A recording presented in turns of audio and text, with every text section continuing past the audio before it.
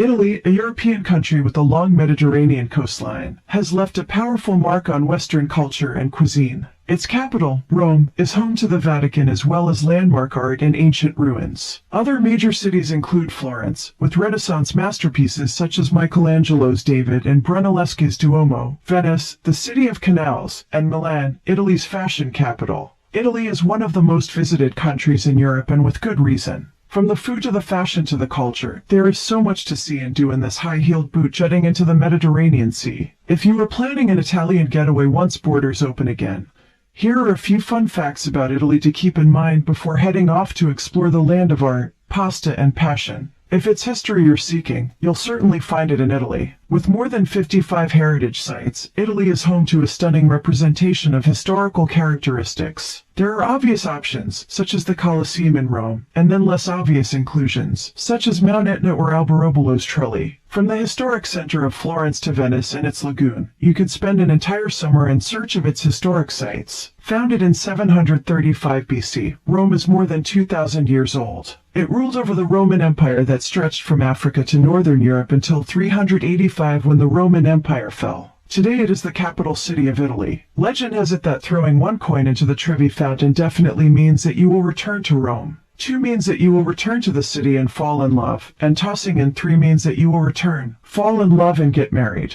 As a result, thousands upon thousands of tourists toss coins in daily. The money is routinely collected and donated to charity. The green, white, and red colors were not just chosen for their cohesive hues. There is actual meaning behind them. The red in the flag means charity, white means faith, and green means hope. Italy is home to 3 mountain ranges. The ranges of the Alps, Dolomites, and the Apennines are located in Italy, and it shares Mont Blanc with France. The Italian Alps are probably the most famous as they border the French Alps. Speaking of mountains, Italy is home to Europe's only active volcanoes. Mount Etna on the island of Sicily, Mount Stromboli off the coast of Sicily, and Vesuvius in southern Italy. Every country has its sports, and in Italy, it's definitely soccer. Italians are known for being among the most passionate soccer fans in the world. It is the national pastime here. Venice might be known for its meandering canals, but it also has islands galore. In fact, the city is comprised of 118 islands specifically. Many of them are too small to be noticed on their own. A couple of our favorites in Italy are Murano and Burano.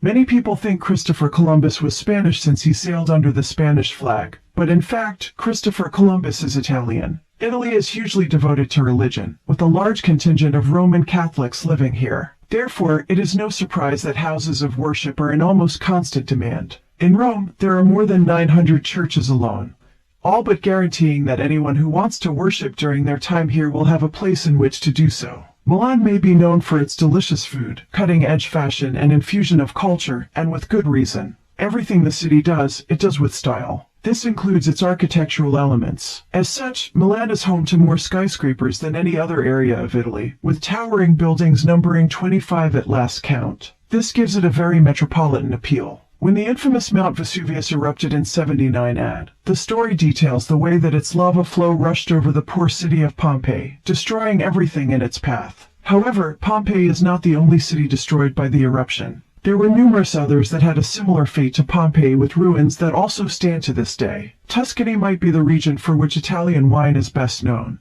but it is not the only one in Italy offering delectable tasting options. Veneto and Piedmont are also popular areas from which to purchase Italian wines. Sicily and Campania also make the list for wine lovers. One of the quirky elements of Italy found around the country is the presence of the drinking fountains built so long ago. They are stunning displays of Roman ingenuity, despite how old they are. The best part is that even though the fountains have been standing for so long, they still have potable water and can be used to fill a bottle. This is what you may see when you see tourists and residents alike filling bottles of water alongside a major thoroughfare all over Italy. Pasta, pizza, and mozzarella cheese might be most commonly associated with Italy, but don't forget the chocolate. When in Italy, do yourself a favor and find a chocolate maker for some of the best authentic chocolate your mouth has ever had the pleasure of tasting. Vatican City may be in Rome, but it serves as its own sovereign country, with the Pope serving as the head of it. While it is an independent entity, it is tiny, measuring in at just 1/8 of the size of Central Park in New York City. Despite its small stature, there are numerous sites to visit here, from the Sistine Chapel to St. Peter's Cathedral. And small in stature indeed.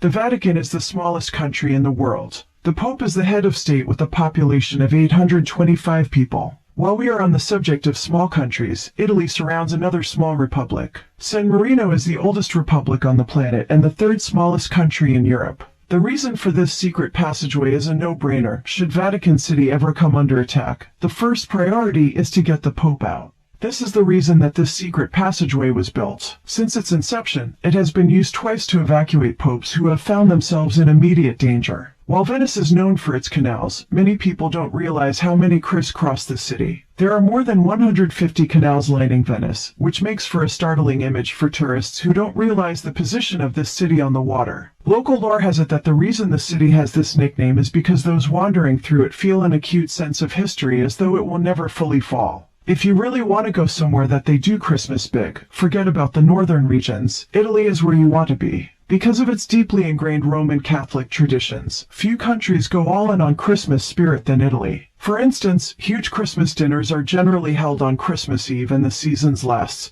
until January 6th, which is the date of Epiphany in Christianity. Almost every city is decorated in lights and puts on shows, pageantry, and festivals unlike anywhere else in the world. Do you love Christmas? Check out our Christmas vacation in New York. You might think England is your best bet to explore the settings that served as inspiration for the bard's work. However, he clearly had a penchant for Italian settings. Romeo and Juliet was set in Verona, in the Veneto region, and Julius Caesar was set in the Eternal City. Much Ado About Nothing was set in Messina, Sicily, while Othello and The Merchant of Venice were both set in Venice. Get your complete works of Shakespeare here. If you want to check out mummies, you don't need to travel to Egypt or one of the more well-known countries for this purpose. Palermo also offers a cool options of visiting the Capuchin catacombs, which were created in the 17th century. Here, you can see mummies expertly preserved. While many believe that Shakespeare is the inventor of the sonnet, the truth is that it was actually invented in Italy. This may be one of the reasons that Shakespeare set so many of his plays here and why he loved Italian culture so much.